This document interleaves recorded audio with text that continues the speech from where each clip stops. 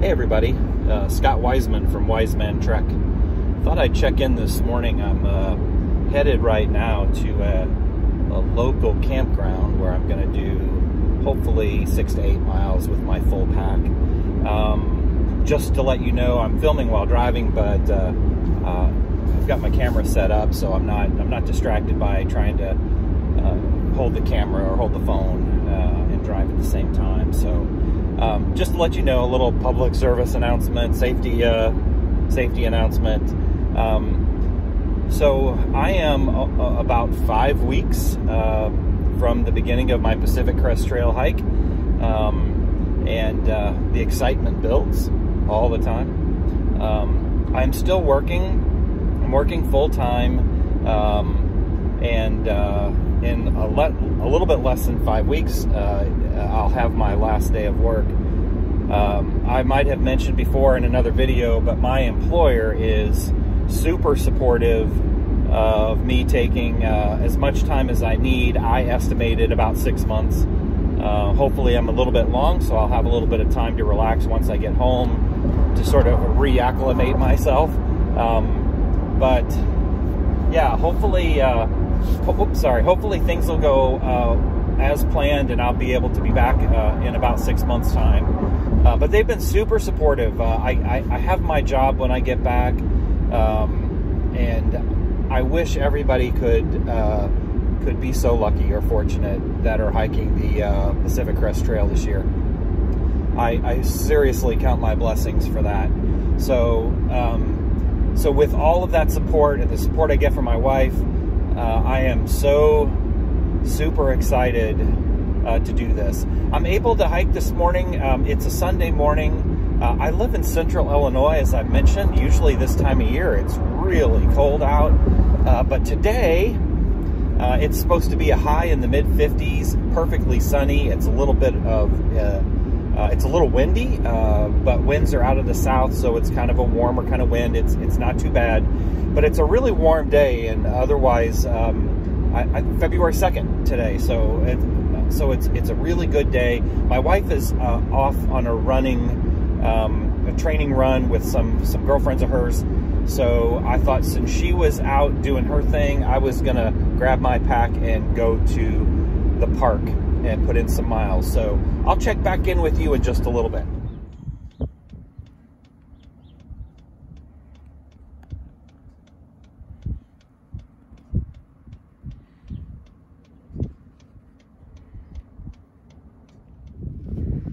Okay, I have made it to the park. As you saw in the earlier clip, it's a county-run park called Lara. It's Lake Evergreen, but the park is Lara Park.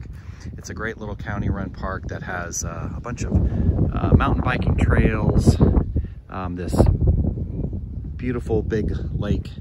I am not quite certain how big the lake is, but there's plenty of fishing. It's limited to 10 horsepower or less if you're running a boat, but it is pretty gorgeous, and kind of loving it. So I am gonna get my pack on, and thought I would share a little bit with you about that. So let's get ready to get started. I'll just do a little more panorama of the park here. A little picnic pavilion there. Doesn't look like there's too many people out on the water. Of course, it is February 2nd, so that might have something to do with it. All right, let me get my pack on here.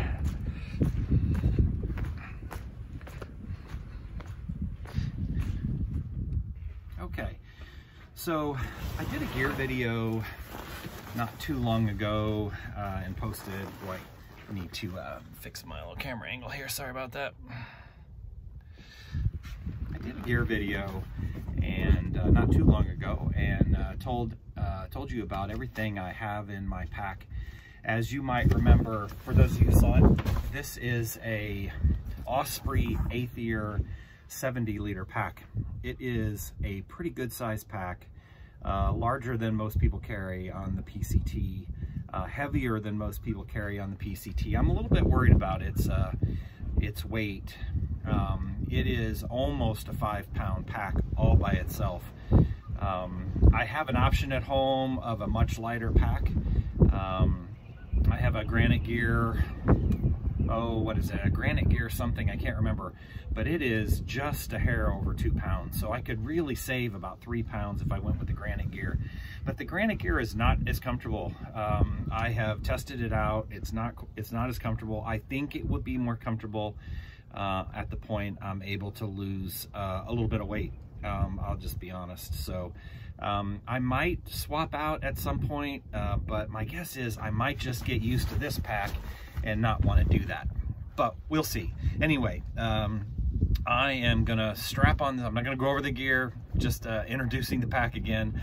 I'm gonna strap on this backpack and get some hiking done. So I'll be with you again in just a second. Okay, we are hiking.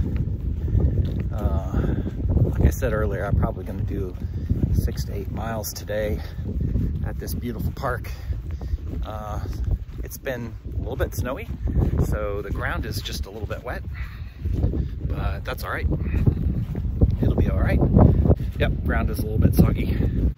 So I discovered that as I was putting my pack on and getting my stuff on, I realized that I forgot gloves. And like I said, it's not too bad. It's probably about 40 degrees, but the wind is blowing, so it's a little bit cool. Definitely would have been better with gloves. Problem is, the gloves I'm gonna wear hiking, I also wear just regularly.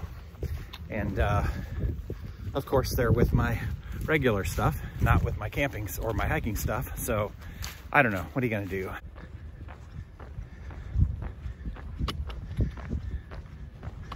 Walking along a little road through the campground until I get to the trailhead. Just takes a little bit. I could have parked closer to the trailhead, but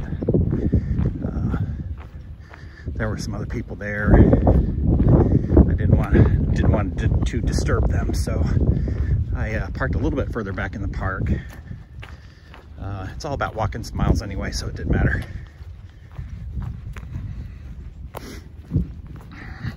So I thought I'd talk just a little bit about what inspired me to do the Pacific Crest Trail. I mentioned that I've been thinking about it for a long time, but most of my learning about the trail has been done on what I can find on the internet. And so I've talked with a lot of folks about their experiences in long distance backpacking, and actually some people that I know, but also watched a lot of YouTube videos. So I thought I'd talk about the people that I've watched on YouTube that have kind of inspired me.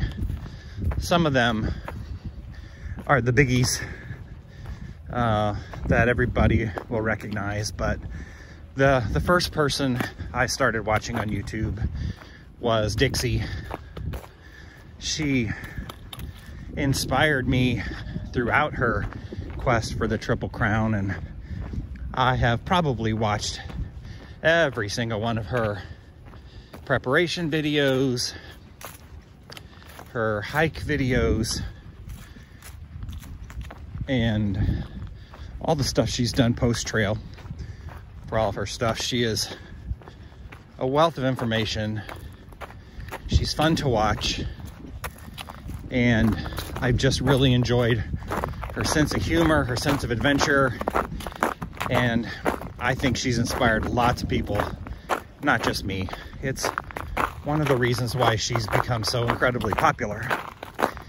And I don't know, lots of people started watching her years ago when I did, but I feel like I was kind of in on the ground floor with Dixie. I don't know where she was at in terms of subscribers when I started watching, but couldn't have been too much. Of course, there's Darwin, and I watched Darwin quite a bit. I haven't seen all of his stuff, but I have watched Darwin, and he also is pretty informative and definitely has a way in front of the camera, which is kind of cool. But the other person whose videos I watched in their entirety were the Whimsical Woman, Starburst. Loved watching her videos from the very beginning. And I'll be honest, when I saw her preparation videos, I thought, I wonder if she's going to be able to pull it off. And boy, she did. For the most part, she was so upbeat her whole hike. It was really fun to watch. So I definitely enjoyed watching the Whimsical Woman. And recently enjoyed watching some of her honeymoon stuff. It's been pretty fun to watch too. So if you're listening, Whimsical Woman, thanks for the inspiration. Let's see, who else have I watched? I watched Samari Johnson. She's been fun. I think I learned from her that you have to be flexible in your plans. I think she started off doing her PCT stuff, her filming on a daily basis, and may have gone to enjoying her hike a little bit more, living in the moment. And then I think she's been posting stuff a little bit post-trail, which is just a testament to her flexibility or stick-to-itiveness, that sort of thing. She's been fun to watch too. Of course, for those of you who like a little bit of edgier content, you don't find much more of that than watching IBTAT. IBTAT is entertaining, and boy, does he have the YouTube thing down. Talk about finding something that works for him and repeating day after day. I don't know, he was definitely dedicated to his filmmaking craft on the PCT, which was fun to watch. Very entertaining. And of course, his hiking partner, Feathers, also fun to watch. I loved how they tackled the trail. It was fun. So IBTAT, Feathers, Darwin, the Whimsical Woman, Mari, of course Dixie and Darwin are the big ones. I have probably watched as much YouTube video of the PCT than I will actually spend hiking the PCT itself. Now, that's a great exaggeration, but you know what I mean. It's almost impossible not to lay in bed at night with my headphones in as I try to de-stress from the day and not put on some YouTube videos of the trail. I think my wife gets a little frustrated with that sometimes, but well, I just can't help it.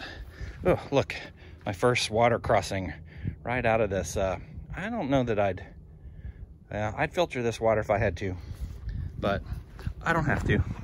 So anyway, yeah, it's what I do as I try to fall asleep, as I watch some video. So those are the folks who inspired me the most, and I'm sure if anybody's watching this who watched anybody hike the Pacific Crest Trail on YouTube, you may be familiar with some of those folks. Look at this pretty lake. This thing is frozen over. But boy, it is so beautiful. That lake is so silver. It is really cool. And of course, the sun's reflection off of that is pretty awesome. And that out across the way is an island that I have kayaked around on several occasions. And as you can see in the distance, something else that reminds you of the PCT, if you can see them out there in the distance, are some big old tall windmills. They're all standing still today, even though it's breezy. So they must be doing, well, one of them's moving. They must be doing some routine maintenance on those things. I'm not sure why they stop sometimes, but I just assume it's a maintenance thing.